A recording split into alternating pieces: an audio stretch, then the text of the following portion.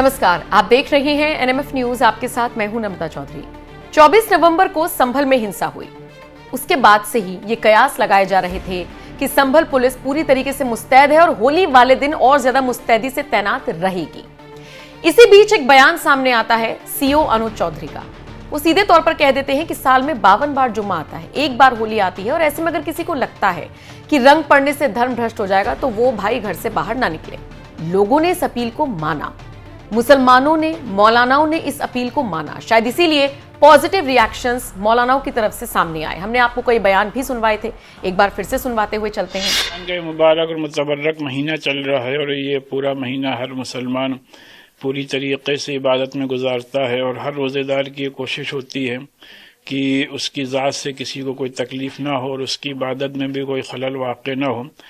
तो लिहाजा इन बातों को मद्देनज़र रखते हुए चूँकि अब की बार होली 14 मार्च को पड़ेगी और वो जुमे का दिन है और रमज़ान का जुमा है, इस्लामिक सेंटर ऑफ इंडिया ने इन बातों को मद्देनज़र रखते हुए कि अपने मुल्क की जो गंगा जमनी तहजीब है वो भी कायम रहे और एक अच्छा एग्जाम्पल सेट हो, तो इस्लामिक सेंटर ऑफ इंडिया फिरंगी महल लखनऊ ने एक एडवाइजरी जारी करके तमाम मुसलमानों से अपील की है और ख़ासकर मस्जिद की कमेटियों से कि 14 मार्च को जुमे की नमाज़ें जिन मसाजिद में 12:30 से और 1 के दरमियान हैं वो उसको कोशिश करके 1 घंटा एक्सटेंड कर लें, जिससे कि जो लोग होली खेल रहे हैं उनको भी कोई दिक्कत ना हो और जो लोग नमाज पढ़ने जाएं उनको भी रंग का सामना ना करना पड़े या उनको भी कोई परेशानी ना हो। मैं ऑल इंडिया इमाम एसोसिएशन की तरफ से एक अपील करना चाहता हूं पूरे हिंदुस्तान में और खास तौर से उन जगहों पर जहां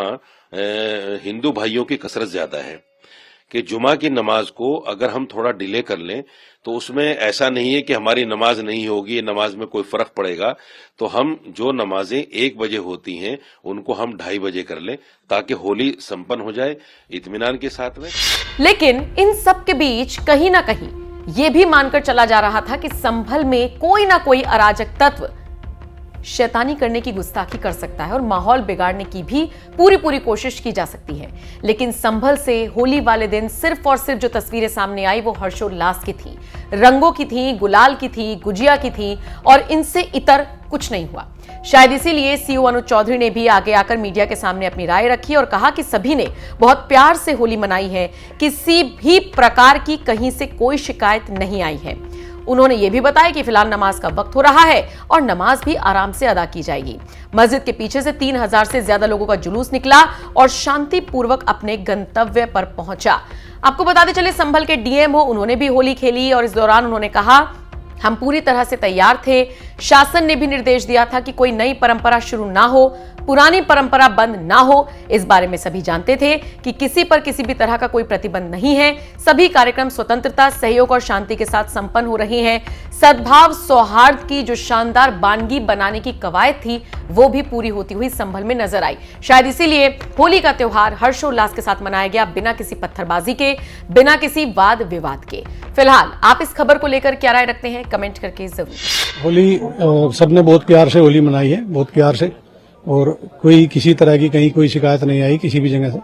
और अभी जो नमाज का समय है तो लोग आराम से नमाज पढ़ने के लिए जा रहे हैं, तो नमाज भी आराम से होगी। ठीक है, तो आपने लगातार गश्त कर रहे हैं शहर के अंदर। हाँ, तो ये तो काम था हमारा, भी इसमें करनी चाहिए थी हमें और किया हमने, तो हो गया। जुलूस भी निकल रहा है सामने से, जुलूस निकला, अभी मस्जिद के पीछे निकला, बहुत बड़ा जुलूस था, करीब 3000 आदमी होंगे, अच्छे से निकल गया, सब आराम से हो गया।